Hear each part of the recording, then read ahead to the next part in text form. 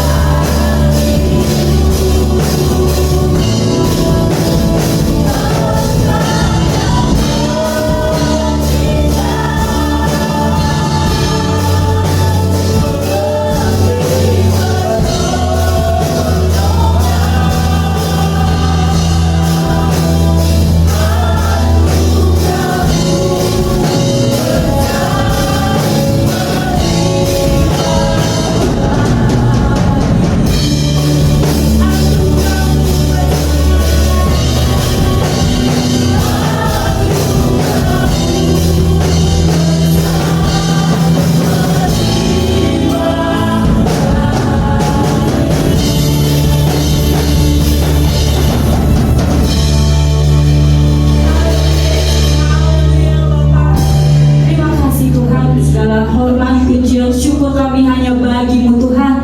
Biarlah Engkau yang beracara dalam ibadah kami pada hari ini Tuhan. Roh Kudus melingkupi kami Tuhan satu demi persatu Bapa. Biar kami siap memuji dan memuliakan nama-Mu Tuhan.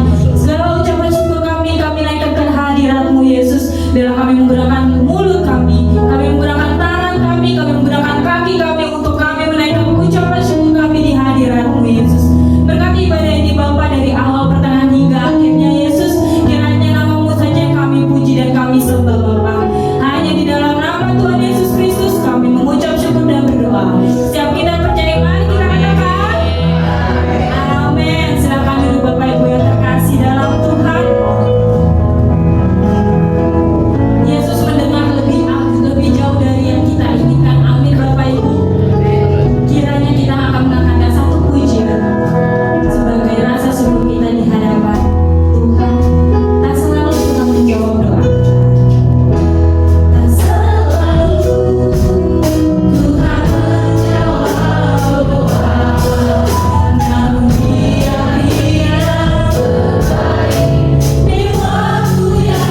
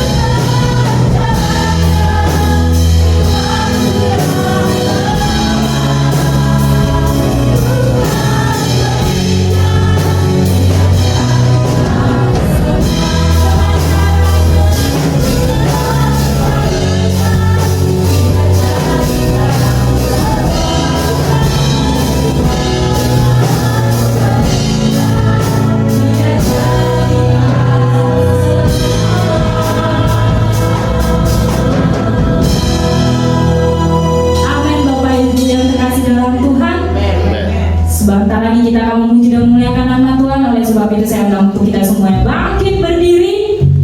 Mari kita bakar tempat ini dengan pujian kita pada pagi hari ini.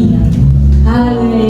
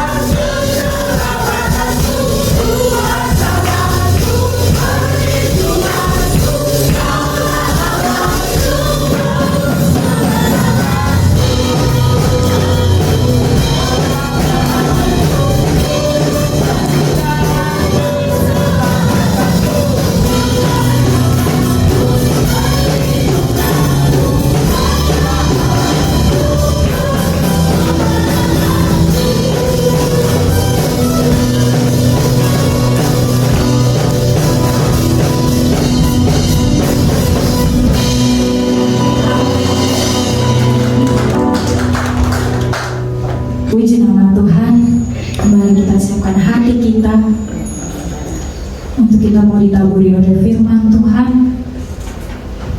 Haleluya Yesus. Biarlah firman Tuhan yang akan ditaburkan oleh hamba-Nya dapat kita dengar dan tumbuh di hati kita, dan kita lakukan di kehidupan kita masing-masing. Yesus.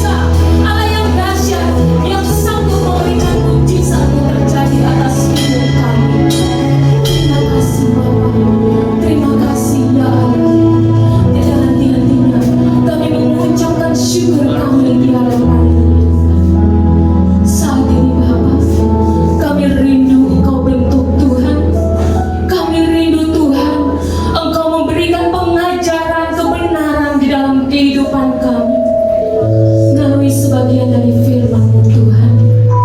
Kau membuat kami, Kau menyadarkan kami untuk kami dapat mengaplikasikan setiap kebenaran-Mu di dalam kehidupan kami Tuhan. Firman-Mu tidak sia-sia Tuhan. Firman-Mu menjadi rema di dalam kehidupan kami. Terima kasih Bapa di surga, terima kasih. Urapi kami sekalian dengan kuasa Roh Kudus-Mu Tuhan, sehingga pengertian dan hikmat itu ada di dalam hidup kami, ada di dalam hati pikiran kami, ada di dalam perbuatan kami. Terima kasih Bapa di surga, terima kasih. Hanya di dalam nama Tuhan Yesus Kristus kami berdoa dan mengucap syukur. Haleluya, amin. Silakan duduk Bapak Ibu saudara-saudari yang terkasih di dalam Tuhan. Shalom. Shalom. Shalom, tetap semangat ya walaupun udara dingin karena dari malam hujan deras disertai angin. Dan kalau kita tidur tentunya kita akan merasakan enak bener nih ya, dingin-dingin. Kita tidak mau beranjak. Tapi pagi ini kita mau datang ke rumah Tuhan, kita mau belajar, kita mau memberikan yang terbaik bagi Tuhan. Kalau minggu-minggu lalu kita sudah belajar tentang memberi, di mana memberi itu adalah kasih karunia Tuhan yang harus kita kembangkan. Memberi adalah sikap adil, memberi sebagai ucapan syukur kita di hadapan Tuhan, memberi adalah tanggung jawab kita, dan memberi itu mendatangkan sukacita. Dan pada hari ini kita masih sama-sama belajar tentang memberi, dan kita akan sama-sama belajar dari 2 Korintus 9 ayat 6 sampai 8. 2 Korintus 9 ayat 6 sampai 8. Demikianlah firman Tuhan. Camkanlah ini, orang yang menabur sedikit akan menuai sedikit juga, dan orang yang menabur banyak akan menuai banyak juga. Hendaklah masing-masing memberikan menurut kerelaan hatinya, jangan dengan sedih hati atau karena paksaan, sebab Allah mengasihi orang yang memberi dengan sukacita. Dan Allah sanggup melimpahkan segala kasih karunia kepada kamu, supaya kamu senantiasa berkecukupan di dalam segala sesuatu dan malah berkelebihan di dalam pelbagai kebajikan. Amin. Untuk firman Tuhan. Apa yang menjadi latar belakang Rasul Paulus ketika dia berbicara tentang memberi? Kalau kita melihat ya dalam surat yang dituliskan oleh Rasul Paulus di dalam 2 Korintus ini, Rasul Paulus mengajarkan kepada jemaat di Korintus, ia menasehati untuk mereka dapat berempati, untuk mereka dapat berbagi, untuk mereka dapat memberi kepada sesama dan juga kepada pelayanan. Karena jemaat di Korintus itu ya, mereka adalah jemaat di perkotaan ya, pada saat itu ya, Korintus adalah perkotaan, pusat perdagangan, pusat bisnis ya, di mana kehidupan mereka rata-rata adalah perekonomiannya tingkat menengah ke atas. Artinya mereka adalah orang yang berkecukupan, orang yang makmur, orang yang berkelimpahan. Namun yang terjadi adalah ketika mereka hidup di dalam berkelimpahan, ya, hidup cukup, tidak membuat jemaat di Korintus ini bisa memberi. Dalam kehidupan yang boleh dibilang berkecukupan, melimpah, tidak membuat mereka dapat berempati dan mau berbagi kepada sesama. Karena dengan kehidupan mereka yang berada di pusat perdagangan, pusat bisnis pada saat itu, dan mereka memiliki perekonomian yang besar ya, kalau kita lihat di dalam pribadi seseorang, jika berada di dalam kota besar, pasti ya rata-rata intelektualnya pun tinggi ya. Kita dapat bandingkan saja di Indonesia ya, kalau berada di ibu kota, tingkat pengajaran kepada murid-murid di sekolah itu nanti akan berbeda dengan yang di daerah. Benar apa benar? Nih Bapak Ibu guru pasti tahu ya. Maka KKM biasanya berbeda baik yang di perkotaan maupun yang di pedesaan ya. Nah, intelektual yang tinggi ini membuat jemaat di Korintus ini berpikir secara logika ya, dimana dia akan lebih mementingkan logika berpikirnya. Kalau saya memberi ya, nilai uang saya 10, saya beri 1, berarti nilai uang saya 9, berkurang, nggak mungkin bertambah ya. Itu secara logikanya. Lalu mereka juga mengedepankan untung rugi, karena mereka kan di pusat bisnis. Biasa kalau orang berdagang itu maunya untung ya, nggak mau rugi. Jadi mereka mengedepankan keuntungan apa yang mereka peroleh ketika mereka memberi, kerugiannya apa gitu ya. Jadi ketika mereka mau memberi, mau berempati, itu mereka akan berpikir hitung-hitungan nih secara matematika ya, secara untung ruginya bagi dirinya sendiri. Nah, disinilah pentingnya Rasul Paulus memberikan atau menegur mereka untuk mereka dapat memberi, dan menegur mereka dengan membandingkan jemaat di Makedonia, di mana Makedonia adalah jemaat atau penduduk yang rata-rata tingkat perekonomiannya adalah rendah, bahkan teramat rendah. Dan jemaat yang perekonomiannya rendah, bahkan teramat rendah, mampu untuk memberi. Disinilah Rasul Paulus membandingkan. Kita mau sama-sama belajar mengapa memberi itu menjadi sesuatu hal yang penting. Di dalam pasal 9 tadi ya, di dalam ayat 6 dikatakan, camkanlah ini. Kata camkanlah ini ya, berarti satu hal yang penting. Kata camkanlah ini berarti ada sesuatu yang sudah pernah Rasul Paulus ajarkan atau yang sudah pernah Tuhan Yesus ajarkan. Itu menjadi sesuatu hal yang penting, karena kalau kita melihat runutan dari kitab Korintus, dari yang 1 Korintus berbicara tentang kasih ya, lalu di dalam 2 Korintus ini akan banyak juga berbicara tentang memberi ya. Jadi betapa Rasul Paulus di dalam Korintus, jemaat Korintus ini, surat yang ia berikan menegaskan tentang aplikatif pentingnya memberi sebagai wujud atau sebagai perintah Allah ya. Kalau di dalam Matius, Markus, Lukas ya, 3 Injil semua dengan perintah yang sama.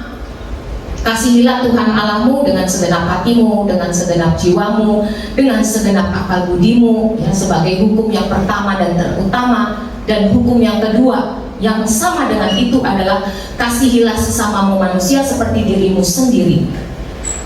Tapi yang menarik di dalam Injil Yohanes pasal 13 ayat 34, di situ Tuhan Yesus menegaskan kembali tentang perintah, menjadi satu perintah terakhir yang Tuhan nyatakan pada saat perjamuan terakhir sebelum Tuhan Yesus ditangkap. Menjadi satu perintah. Kalau perintah terakhir itu kalau orang sekarang bilangnya wasiat ya, sebelum meninggal. Itu dikatakan bahwa aku memberi perintah baru ya, berarti perintah baru ada perintah lama ya. Aku memberi perintah baru kepadamu, yaitu supaya kamu saling mengasihi sama seperti aku telah mengasihi kamu, demikian pula kamu harus saling mengasihi. Kok perintah baru? Perintah lamanya mana? Ya perintah lamanya dari perjanjian lama sudah dikatakan, kasihilah Tuhan Allahmu dengan segenap hatimu, dengan segenap jiwamu, dengan segenap akal budimu. Dan itu bukan berarti menghilangkan hukum yang pertama, hukum yang lama. Itu adalah memperjelas arti kasih itu sesungguhnya, mengasihi itu sesungguhnya. Karena kasih itu akan identik dengan memberi. Itu telah dijabarkan di dalam 1 Korintus ya. Jadi kalau memberi adalah satu perintah Allah, maka mau nggak mau, suka nggak suka, itu harus dilakukan, itu harus dikerjakan. Itu menjadi perintah bagi setiap kita orang percaya. Selanjutnya memberi penting, ya, karena pemberian itu adalah wujud kasih kita kepada Allah.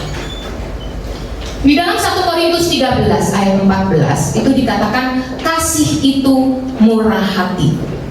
Juga di dalam Efesus 4 ayat 2 dikatakan tunjukkanlah kasihmu dalam hal saling membantu. Jadi sebenarnya memberi atau menabur itu adalah wujud kasih kita kepada Allah yang tidak terlihat, yang kita aplikasikan kepada sesama kita yang terlihat nyata. Kalau di dalam Injil Yohanes pasal 21 ayat 15 sampai 17, ketika Tuhan Yesus berkata kepada Petrus, ya, Tuhan Yesus nyatakan, Petrus, apakah engkau mengasihi aku? Dilanjutkan dengan kata, gembalakanlah domba-dombaku. Dan Tuhan Yesus menyatakan hal ini sampai 3 kali. Kalau berbicara sampai 3 kali berarti menjadi satu hal yang penting, ya. Gembalakanlah domba-dombaku. Sejatinya setiap anak Tuhan itu adalah seorang gembala. Baik gembala bagi dirinya sendiri, ya, bertanggung jawab memberi makan yang baik bagi tubuhnya sendiri, ya, memelihara, ya, menjaga tubuhnya, merawat tubuhnya. Ia seorang gembala. Dan kita sebagai orang tua, kita gembala di rumah tangga kita. Kita gembala bagi suami, istri, anak-anak kita. Kita sebagai anak, kita juga gembala. Ya, kita sebagai anak, kita mempunyai orang tua yang adalah wakil Allah. Kita menghormati mereka dengan cara memelihara, menjaga dan mencukupi kebutuhan mereka. Kalau di dalam Matius 15 ayat 4 sampai 6, sebab firman Tuhan, sebab Allah berfirman, hormatilah ayahmu dan ibumu, dan lagi siapa yang mengutuki ayahnya atau ibunya pasti dihukum mati. Tetapi kamu berkata, barang siapa berkata kepada bapaknya atau kepada ibunya, apa yang ada padaku yang dapat digunakan untuk pemeliharaanmu sudah digunakan untuk persembahan kepada Allah, orang itu tidak wajib lagi menghormati bapaknya atau ibunya. Dengan demikian firman Allah kamu nyatakan tidak berlaku demi adat istiadatmu sendiri. Jadi betapa pemberian itu penting sebagai wujud nyata kasih kita ketika kita mengasihi Allah, karena Allah tidak terlihat, dan wujud nyatanya kita mengasihi sesama kita, ya, mengasihi keluarga kita, orang tua, anak, ya, suami, istri, karena kasih itu adalah memberi.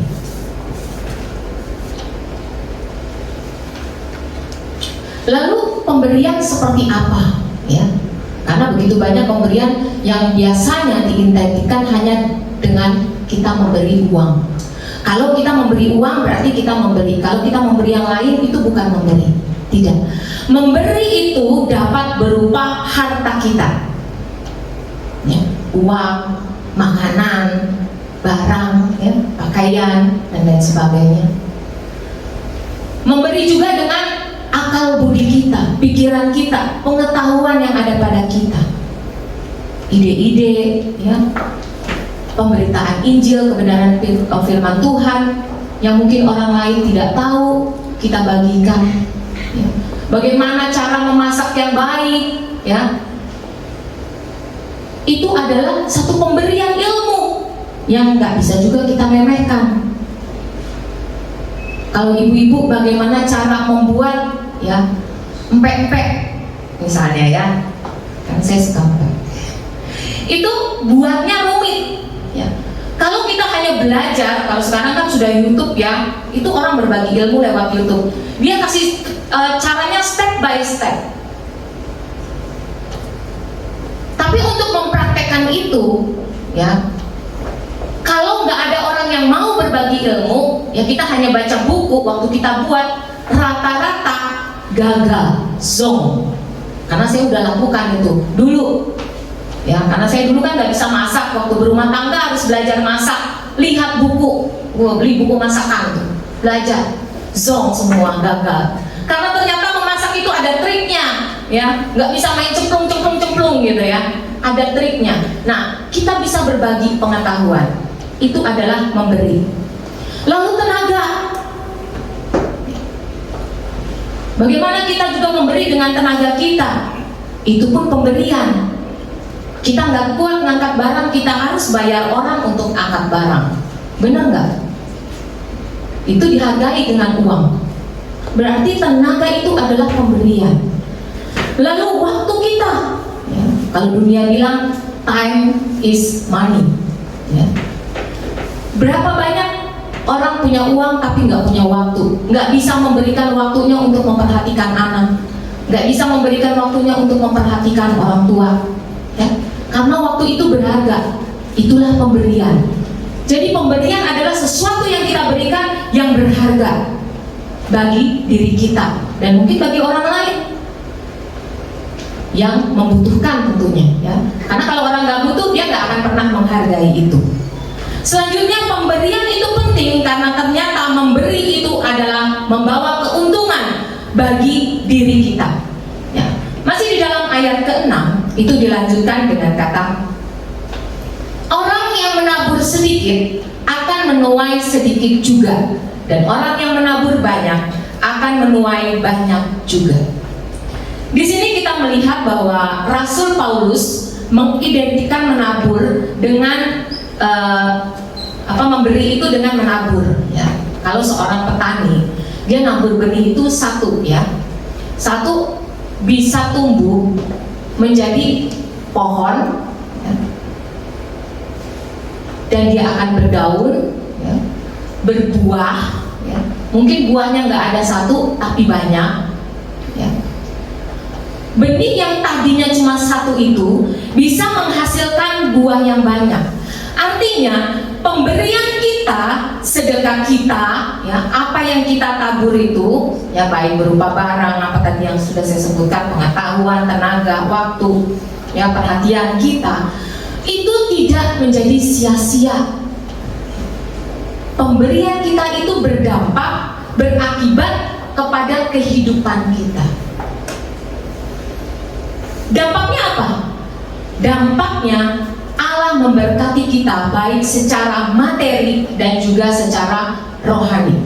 Secara materi, ya, di dalam ayat 8-nya, masih di dalam 2 Korintus 9 ayat 8, dan Allah sanggup melimpahkan segala kasih karunia.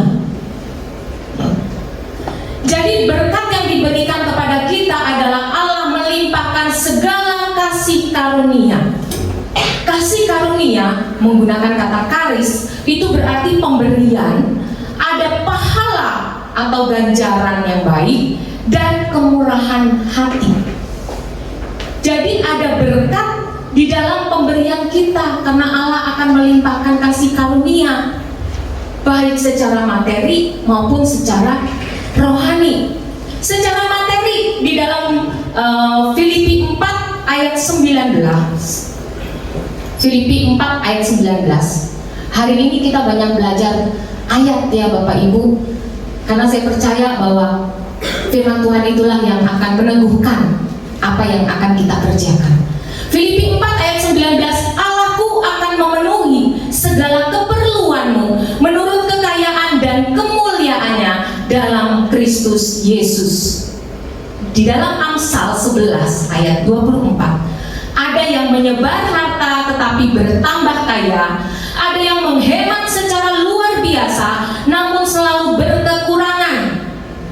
Artinya bahwa kita, ketika kita akan memberi, kita nggak usah takut, ya. Kita jangan takut ketika kita menabur, karena sejatinya ketika kita memberi apa yang ada pada kita, ya, itu tidak akan membuat kita menjadi berkekurangan, tidak akan membuat kita menjadi miskin.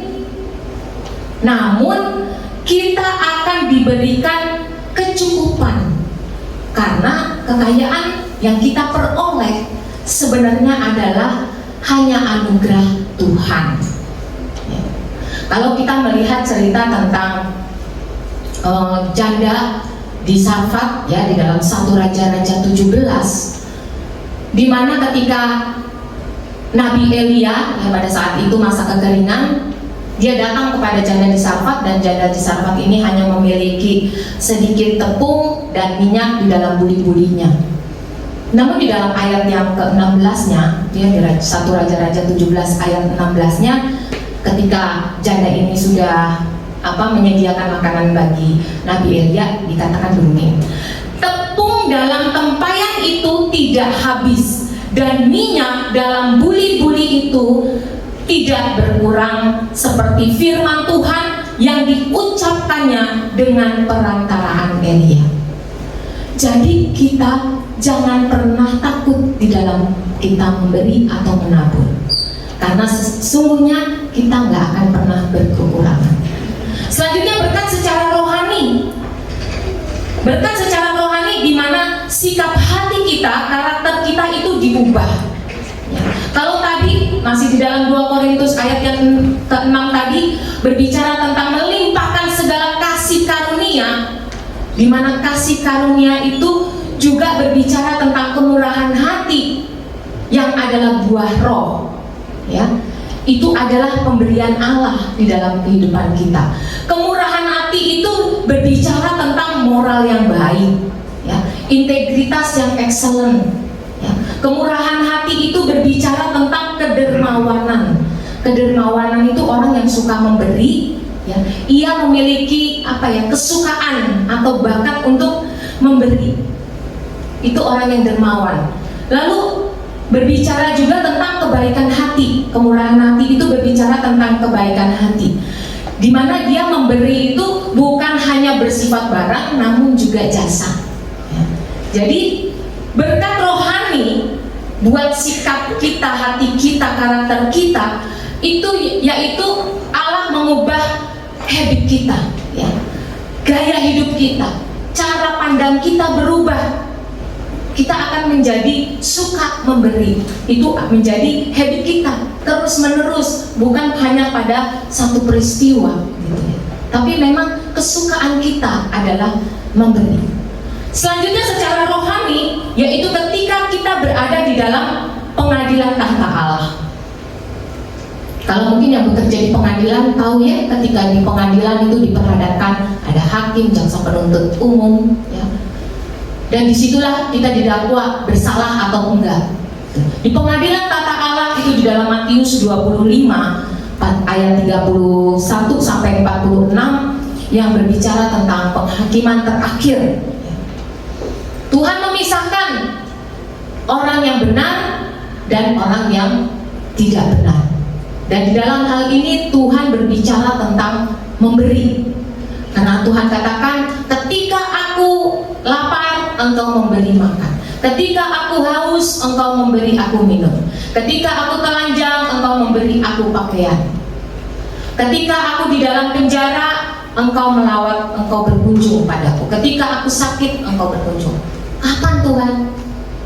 Ketika engkau melakukan seorang yang paling hina, engkau melakukannya untuk aku. Dan di dalam penghakiman terakhir itu, ya, di dalam pengadilan tahta Allah itu, Tuhan tentukan, hai kamu yang diberkati Tuhan, hai kamu yang tidak diberkati, hai kamu orang yang terkutuk, yang satu berada di sebelah kanan dan yang satu berada di sebelah kiri. Namun yang luar biasa berkat di dalam kekekalan, yaitu ketika di dalam ayat 46-nya, dan mereka ini akan masuk ke tempat siksaannya kekal, tetapi orang benar ke dalam hidup yang kekal. Kata orang benar menggunakan kata dikaios dalam bahasa Yunani, dan menggunakan kata sadik dalam bahasa Ibrani. Kata sadik sendiri berarti satu kesalehan, tapi juga menjadi orang yang berkeadilan, orang yang suka memberi. Jadi ternyata memberi itu penting, karena memberi itu mendatangkan berkat bagi kita, baik secara materi, baik secara karakter kehidupan kita yang diubah, juga di dalam kekekalan, di dalam pengadilan tata Allah. Selanjutnya, apa yang menjadi syarat di dalam memberi? Ya, kalau kita udah tahu memberi itu penting, kalau kita sudah tahu bahwa memberi itu mendatangkan berkat, lalu memberi yang seperti apa yang Rasul Paulus nyatakan di dalam 2 Korintus pasal 9 ini. Di dalam ayat yang ke-7 dikatakan, hendaklah masing-masing memberikan menurut kerelaan hatinya, jangan dengan sedih hati atau karena paksaan, sebab Allah mengasihi orang yang memberi dengan sukacita. Memberi yang pertama dengan iman, dengan percaya kepada Tuhan. Kalimat hendaklah masing-masing memberikan, ini menarik ya, karena kalimat ini menunjuk pada satu pembuktian, pada satu aplikatif dari apa yang telah kita dengar, dari apa yang telah kita baca di dalam Alkitab, dan dari kesanggupan kita untuk melakukannya. Jadi iman akan membawa kita, ya, karena kita telah mendengarkan, karena iman timbul dari pendengaran akan firman Tuhan. Jadi syarat di dalam memberi harus dengan iman. Apa yang telah kita dengar, apa yang telah kita terima dari Tuhan Yesus, ya. Teladan yang Tuhan Yesus berikan, Dia nggak hanya mengajarkan untuk berilah, menabur, enggak. Tapi Tuhan Yesus mengerjakannya. Ketika Tuhan Yesus memberi makan 5.000 orang, ketika Tuhan Yesus menyembuhkan orang yang lumpuh, ya, mencelingkan mata yang buta, membebaskan orang yang kerasukan setan, dan bahkan Tuhan Yesus memberikan dirinya sendiri untuk penebusan bagi umat manusia. Dan Rasul Paulus menegaskan, mengingatkan jemaat di Korintus bahwa memberi sesuatu, ya, kepada sesama itu agar hidup kita berpadanan dengan Kristus, agar hidup kita menjadi seperti Kristus, bukan menjadi Tuhan, ya, karena berbeda. Kita menjadi sama seperti, kalau seperti itu hanya seperti kayak kita melihat di cermin, ya, seperti, ya, duplikat yang tidak sama persis. Nah, kalau cermin memang sama persis, tapi bukan kalau kita bercermin itu bukan saya. Kenapa? Dia bayangan. Dia nggak punya tubuh nyata. Kalau sekarang dikatakan virtual, ya. Jadi hanya sama seperti Kristus, ya. Kita sebagai orang percaya, kita diingatkan oleh Rasul Paulus untuk kita dapat memberi agar kita menjadi berpadanan dengan Tuhan Yesus. Apapun yang ada pada kita mau belajar untuk berbagi kepada sesama. Selanjutnya syarat di dalam memberi atau dasar bagi kita untuk memberi yaitu kerelaan hati. Ya, masih tetap di ayat yang ke-7 yang dilanjutkan dengan hendaklah masing-masing memberikan menurut kerelaan hatinya. Kerelaan, ya, itu berasal dari kata proaireo, itu berarti terlebih dahulu mengambil keputusan. Jadi sebenarnya memberi itu adalah sikap hati kita di dalam kita mengambil keputusan untuk kita memberi, untuk kita menabur, dan itu berasal dari dalam hati. Kalau Amsal bilang hati sumber kehidupan, sumber pusat berpikir, sumber perasaan kita, sumber pengambilan keputusan baik secara umum maupun moral, ya. Dan hati merujuk pada bait Allah. Jadi memberi menjadi natur kita. Selanjutnya memberi jangan dengan sedih hati. Kata sedih bukan berarti kita nangis, waktu kita ngasih kita nangis, enggak. Kata sedih dari lupe itu berarti rasa sedih rasa sakit, rasa menyesal, dan tidak enak hati. Jadi ketika kita memberi, mungkin dalam hati kita berkata, "Duh, kalau saya nggak ngasih nih, saya nggak enak nih. Soalnya kemarin Ibu Novita udah ngasih saya loh, masa saya nggak ngasih, kan nggak enak," gitu ya. Akhirnya kita memberi dengan rasa sedih. Bisa juga dengan, waduh, kalau saya nggak ngasih nih nanti apa kata orang tua saya ya, apa kata suami saya ya, apa kata mantu saya ya, apa kata anak saya ya, apa kata tetangga ya. Itu sedih, memberinya jadi sedih ya. Ada rasa yang nggak enak hati. Waduh, coba deh tadi saya nggak datang nih ke sini. Jadi kan saya nggak ditodong gitu ya, buat ngasih. Mau nggak mau nyumbang, nyumbangnya dengan sedih, dengan grundel, bersemut-semut. Sedih ketika kita salah ngasih duit ya, atau salah ngasih persembahan. Pernah nggak? Ya, karena kalau 2.000 itu sama 20.000 ya, itu kan beda tipis. Pernah satu ketika waktu pembalian itu saya cuma taruh di dashboard, dan seingat saya di dashboard saya itu uangnya kan 2.000 buat parkir. Dan saya waktu ngasih Pak Oga, saya berkaca dengan adik saya, kasih aja lah, ingat saya itu semua 2.000 ya gitu. Waktu sampai di rumah, waktu saya lihat kembalian uang saya, waduh, 20.000-nya nggak ada. Jadi ternyata yang saya kasih itu 20.000 gitu. Waduh, rasanya sedih banget ya. Harusnya kan cuma 2.000, kok cuma jadinya jadi ngasih 20.000 gitu. Sedih hati, jadi kepikiran, gitu ya. Jadi bahwa ternyata kalau kita memberi dengan sedih hati itu tidak mendatangkan berkat bagi kita. Selanjutnya, memberi jangan karena terpaksa atau paksaan. Kata paksaan itu berasal dari kata anangke yang berarti keharusan atau kewajiban. Jadi memberi menjadi sesuatu hal yang menyiksa, memberi menjadi satu bencana bagi kita ya. Jadi nanti kalau saya nggak nyumbang nih ya, apalagi buat pekerjaan Tuhan ya, saya nggak ngasih orang miskin nih, waduh, nanti saya masuk neraka nih. Jadi memberi kita itu menjadi satu kewajiban agamawi yang membuat kita jadi berbeban berat ya. Itu memberi dengan paksaan atau terpaksa. Padahal kita memberi karena kita sudah diberkati Tuhan. Selanjutnya, syarat atau dasar ketika kita memberi yaitu memberi dengan sukacita, menggunakan kata hilaros yang berarti sukacita dan murah hati. Berarti pemberian kita, taburan kita itu karena adanya buah-buah roh di dalam diri kita. Kita menabur dengan iman, dengan kita mengasihi Allah, sehingga kita memberi, kita tidak dengan bersungut-sungut, kita tidak dengan terpaksa, kita enggak karena disuruh, bukan karena kewajiban agamawi, tapi kita memberi karena kita senang melihat orang lain bersukacita dengan apa yang telah kita berikan.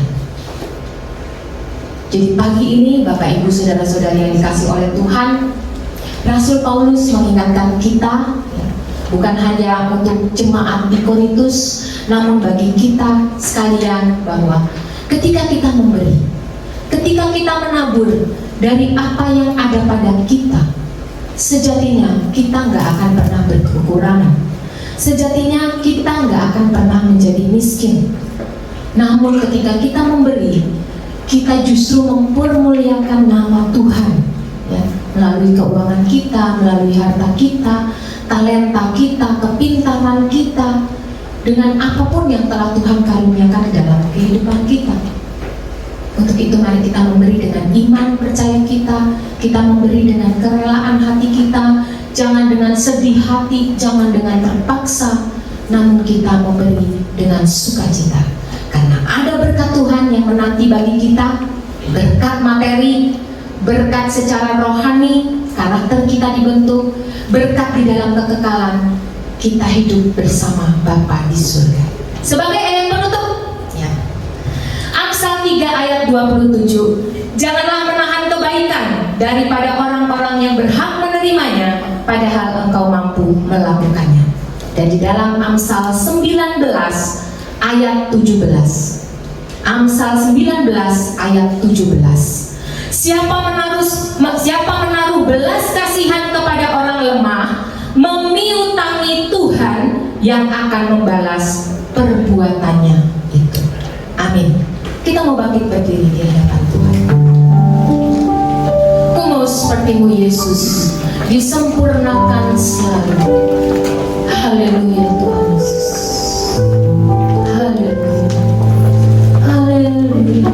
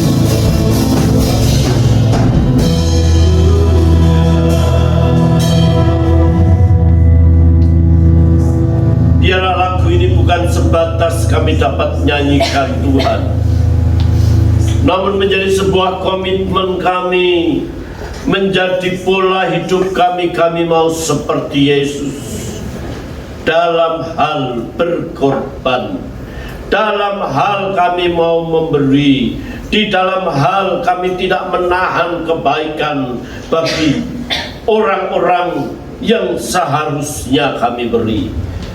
Bila kami memiliki minat yang besar seperti jemaat Makedonia yang memiliki minat yang besar untuk memberi, dan hari ini kami boleh mendengar firman-Mu, barang siapa menabur sedikit akan menuai sedikit, dan menabur banyak akan menuai banyak. Bapa, terima kasih, firman-Mu bukan hanya sebatas menjadi konsumsi pikiran kami, tetapi kami aplikasikan, kami terapkan, kami nyatakan di dalam kehidupan kami. Berkati hamba-Mu Ibu Pendeta Eva Sulistianti, Tuhan pakai dengan heran, Tuhan urapi dengan hikmat wibawa, dan kami percaya suami putra putrinya diberkati Tuhan, seisi keluarganya diberikan sukacita dan damai, kecukupan, kesejahteraan, juga kesehatan. Bapa, terima kasih Tuhan, hamba-Mu mengangkat tangan bagi jemaat Tuhan. Kiranya Tuhan memberkati setiap jemaat Tuhan yang datang. Hamba tidak mengerti kesulitan dan masalah mereka. yang kami percaya Bapa yang baik memelihara dan menjaga. Tuhan memberikan jalan keluar atas setiap masalah yang mereka hadapi. Yang lemah Tuhan kuatkan, yang susah Tuhan berikan penghiburan. Jemaat yang sakit, baik yang ada hadir di sini maupun mereka yang ada di rumah, hamba berdoa di dalam nama Yesus, Tuhan jamah dan Tuhan sembuhkan. Bapak terima kasih, kami percaya kami sudah diberkati Tuhan. Sebentar kami nak kembali ke tempat kami masing-masing. Kiranya Tuhan menyertai kami sampai di rumah dengan selamat. Namun sebelum jemaatmu pulang, Ia akan mengaplikasikan firman-Mu pada pagi hari ini dengan memberi dengan sukacita. Bila pemberian kami berarti berguna buat pelayanan di tempat ini, dan bayarlah jemaat Tuhan semakin diberkati Tuhan, sebab kami tidak akan pernah miskin dengan kami memberi. Berilah maka kamu akan diberi. Itulah firman-Mu ya Tuhan. Terima kasih ya Bapak. Saudara-saudara, arahkan mata hatimu kepada Tuhan dan pulang dengan berkat Tuhan. Kiranya damai sejahtera dari Allah Bapa, kasih setia dari Yesus Kristus Tuhan, dan persekutuan Roh Kudus menyertai saudara pagi hari ini sampai Maranatha Yesus datang menjemput kita. Di dalam nama Tuhan Yesus Kristus